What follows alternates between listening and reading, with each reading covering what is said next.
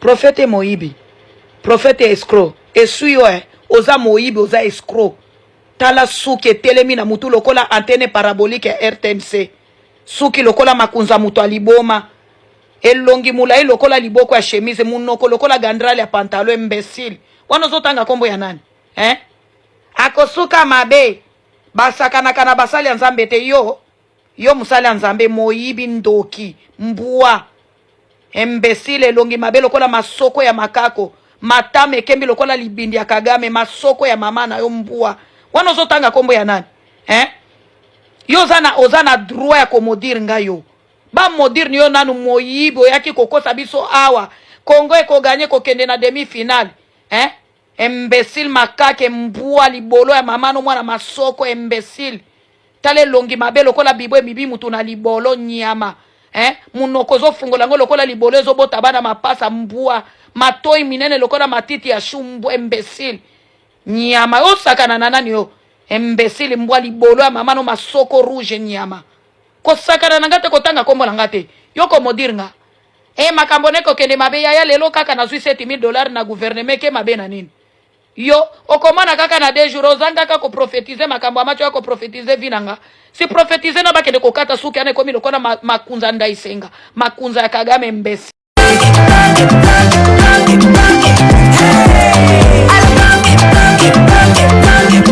Oyoki elenge ya Congo.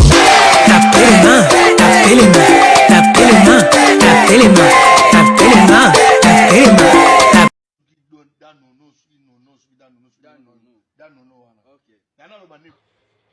Prophète Moïbi, prophète escroc, essuyo oza Moïbi, oza escroc. Tala suki telemi na mutu lokola antenne parabolique ya RTNC.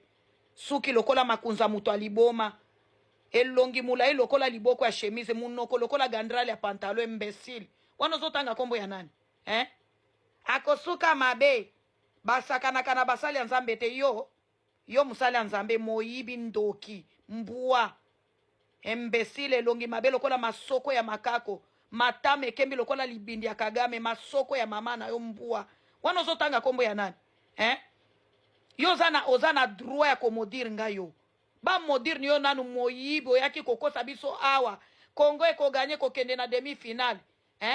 Imbécile makake mbua libolo ya mamano mwana masoko imbécile.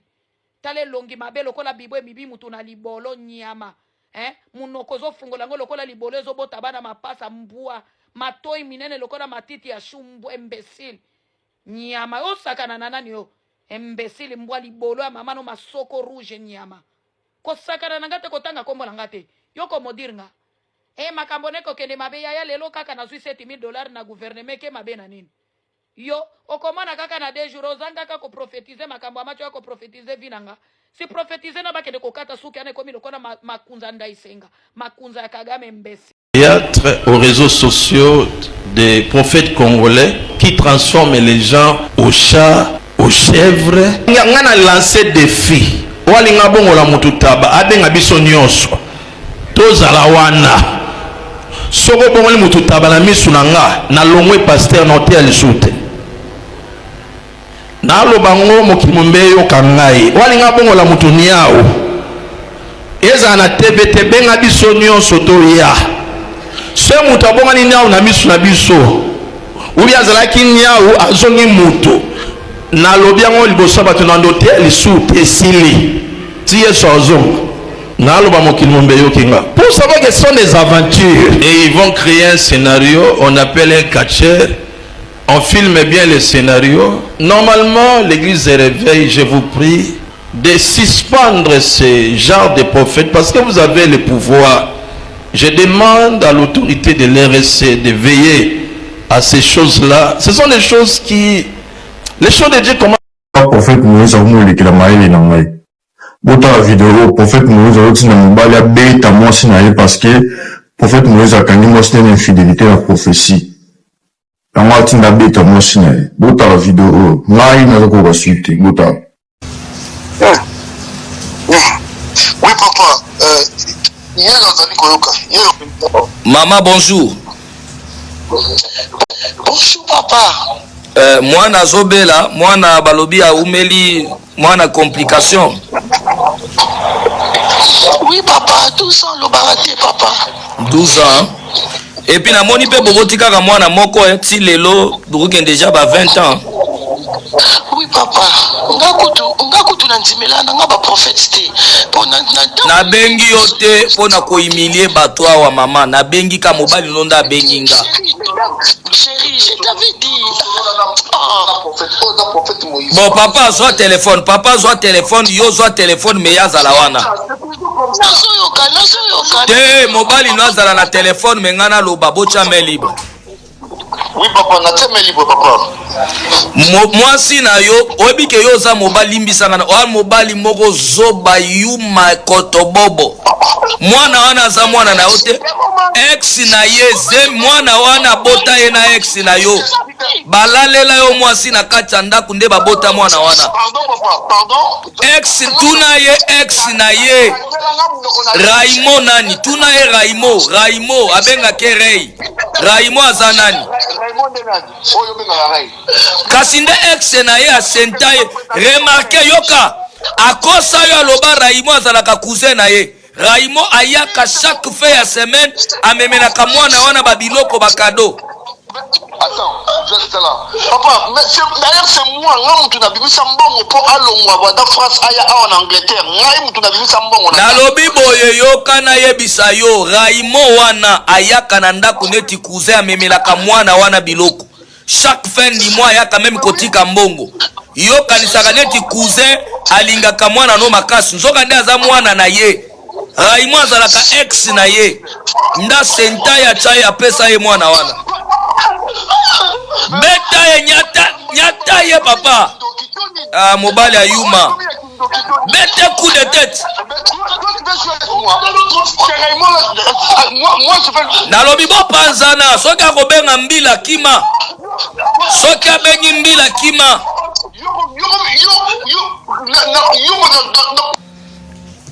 Très bien, nde mobile ya solo. Nyata ye.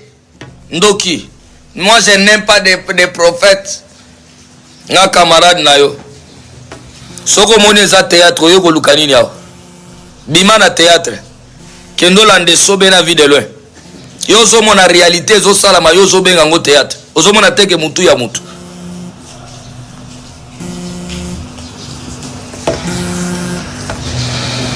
Très bien, mobali ya solo.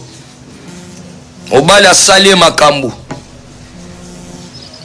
Nyama ngaso na Congo na obuku ata lokolo kasi na Congo kobengela ngambila pale ya ngamoko na poto nde bakoto bobo mwasa zobenga no na pale dala allo oko ya na bureau na nga musala nzambe letinga yoko ko ya na bureau na nga pona ko intimider nga na s'agresser soit des prophètes na bino bana ni yo ya na bureau omoni kanga nengo yebise mwasi na ngina ngina bombe yo ebi musala na ayebisa inga ozasoki moi maître spirituel au Sakana. Ce qui maître mais ce que maître mbembe na okeno wapi mwasi na ngozwene au 25 l'église donc on ayaki na pese message que yo zo linga ko sacrifier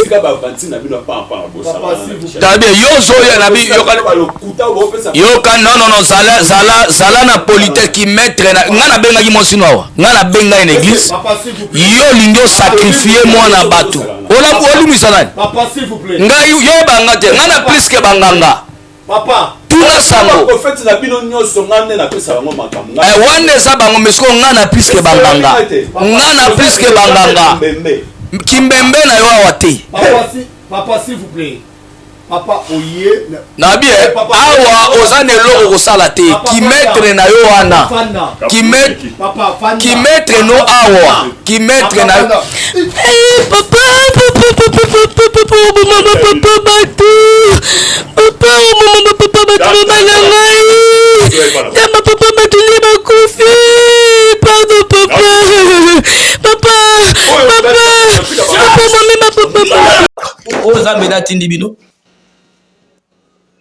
Dobino bosu courage boya ko humilienga en plein écran. La musa ya la muka. Bobele la nzambe wana tinda kibino ala musa.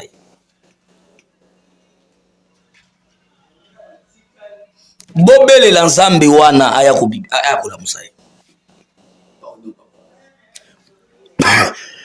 musala nzambe oza papa zaka na motema munene. Est-ce que niveau na nga lelo nga naza na niveau na nga spiritualité mwana oyo ya kochanga loboko? Moi je suis un évêque na bandi musala nzambe lelo te. Dieu m'a appelé depuis mon enfance. Nga na kufa pendant 3 jours nzamba zongisa nga na bomo. Nga na kutana na nzambe nga bateyange évangile te. Nga na sa mwano baboma baboti nga batalinge pa ba rebelle batikinga. Dieu m'a appelé depuis mon enfance. Lelo na se évêque na boti bana. Na sa na ba prophète bolinga na boti. Mwano yo soki bangi bomeli église na bino ba vantile wana bozo sala. Aya na message que nzamba tindi bino ngai na se repentir. Et puis azu courage a tyenga loboko na mutu. Papa aza mosali lokola yo bolimbisi papa. Asa nani? Aza mosali lokola yo papa. Mosali lokola ya koya nenga koyo wana sokola mukate. Papa limbisa papa. Musala nzambe fongola motema olimbisa ndeko alinga gameka. Mais ayo kutana Nani mon fils nani yaka je tika zana zo wilo. Chala maboko la. Ngana gola musete yondo zo la musaye. Seigneur, je déclare à ma qualité d'un apôtre na libérons que son na maboko mona na ngai. Ezongi saye. Na kombo na Yesu. Ozobete na mutu awa. Kota bo simba caméra, atubango na neba zola musaye. Comme ya linga ko emilie ngai na ozala emilie. Ozobeta ye na elongi awa. Olobi nzamba apôtre Moïse, 3e fois azotelema. OK. Bete makasi. Nzamba apôtre Moïse.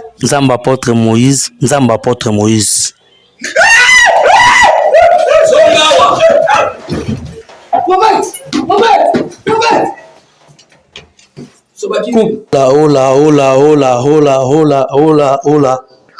Musala ndeko tisiko tozoloba trouble mental tisiko na conscience na ye na nezongi nanu biente. Musala nzambe démonstration puissance sur l'accès biso lelo. Courage nanu mwano ya kochanga loboko na mutu. Mwano ndo moni ba prophète o bazalaka bazoleka na ba TikTok bazoyamba bango na ba chaîne na bango mike wana pour dire nzamba la kisinga Moïse Kasongo azana kisi nzamba la kisinga Moïse Mbia zaboye nzamba la kisinga walesa ndetu ba prophète oyo. Donc tu sais nazoya komiku misate mais je viens vous dire vous des faux pasteurs, des hypocrites, des traîtres.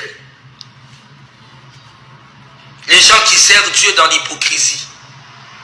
Je vous mets en défi. Bokata ngobotindela yo mwano yo uta okima pasteur Moïse Mbi yo mwano. Je te mets aussi en défi. Sokoza pasteur ya solo, Luka chaîne ya munene et en direct. Ngana za capable pour sensibiliser même 150 influenceurs ya Kinshasa. Na pesi ba ngombo. Baye bache direct ngana yo ngana fukama o délivrer nga mais soko délivrer nga te ngana o délivrer. Je te mets aussi en défi. Merci beaucoup. Que Dieu nous bénisse. Zamba pambola bande konyoso. Oui, parce que au moni kombanga nazana ngo ezanini. Nazoni nga déjà na prophétiser na tika na 2 minutes.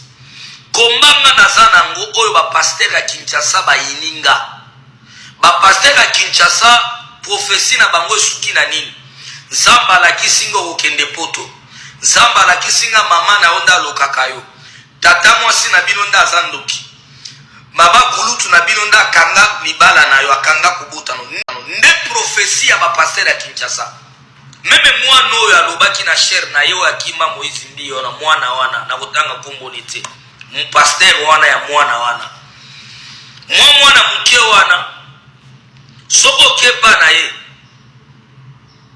okoyoka prophétie na ye yango wana bome nasi nga kutu omoni nga na oloba mingi te nga kutu ntango asali babuso bane oyo petit wana soki babiso mino baprophétie abetaka na baenregistrement yo kokaba mais siko ngai bolamu na ngai ezali moi je prophétise source ya mabe ya moto soko otambola kindumba à partir ya kindumba wana nde malheur satan a profité akoti kodétruire yo c'est ça que moi je vais dire soki ya solo mpe mama aza ndoki toboyi te mais eza na bamama ebele baza bandoki te eske oyebi te ke motu mosusu akoki olata elongi ya mama na yo aye mpe koloka yo na yo omoni ke mama ye kolokanga mais il faut kutana na prophète aza na capacité ya komona soki réellement eza mama na yo obi eza mama na yo te somo nazodevalaka basekret ya bato nazodevalaka makambo bato bazosala ya mabe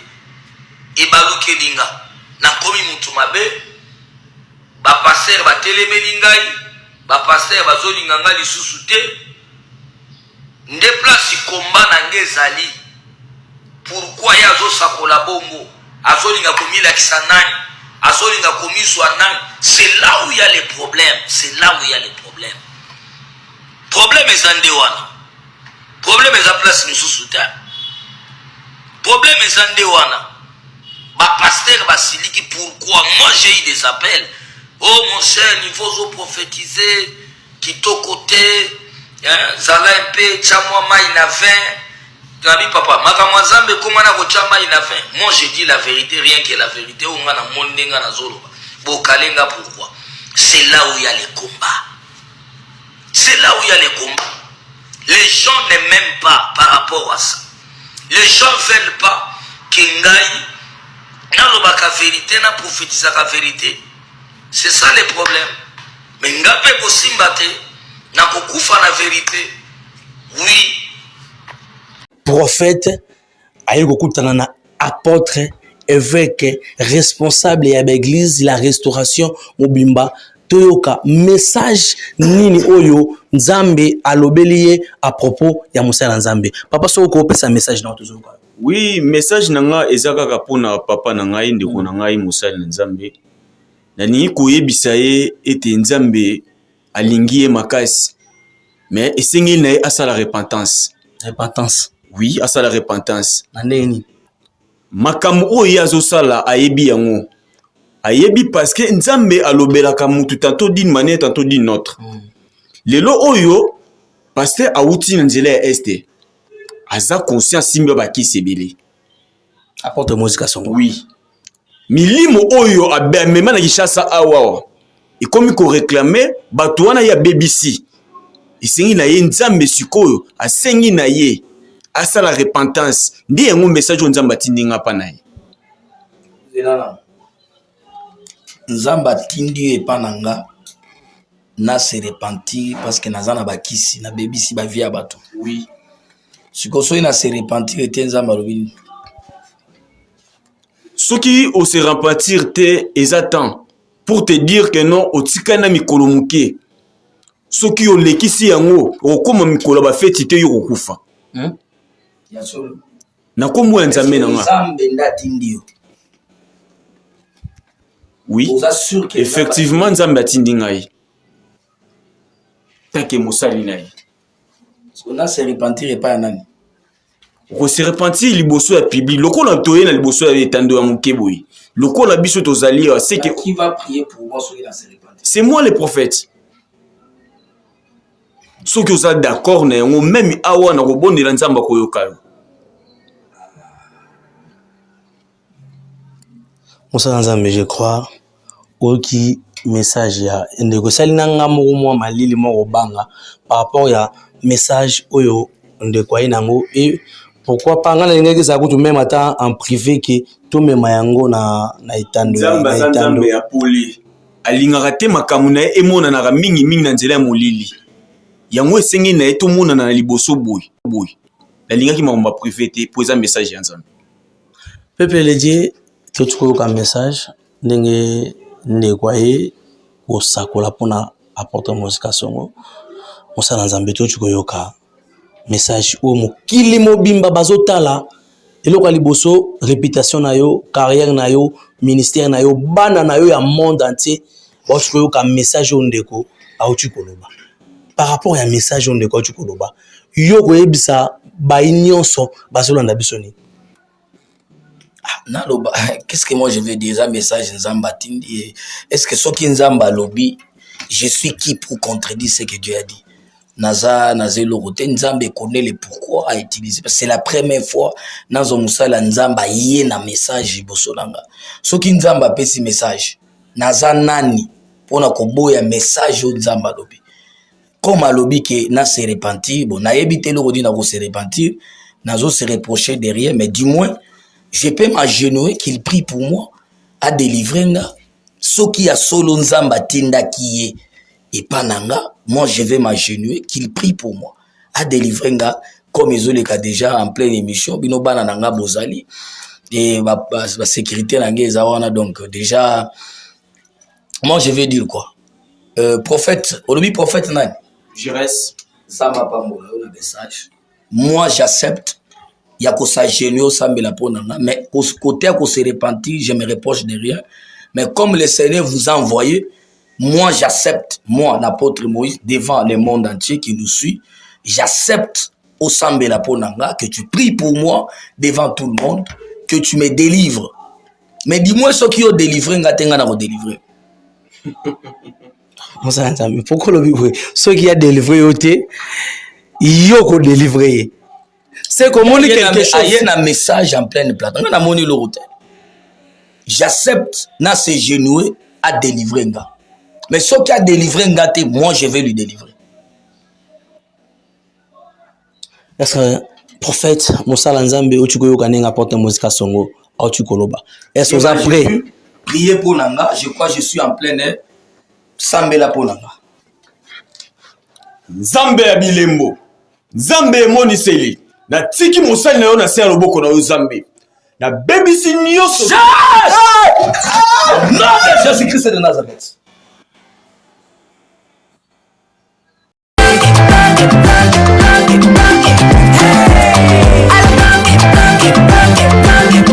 Oyoki elenge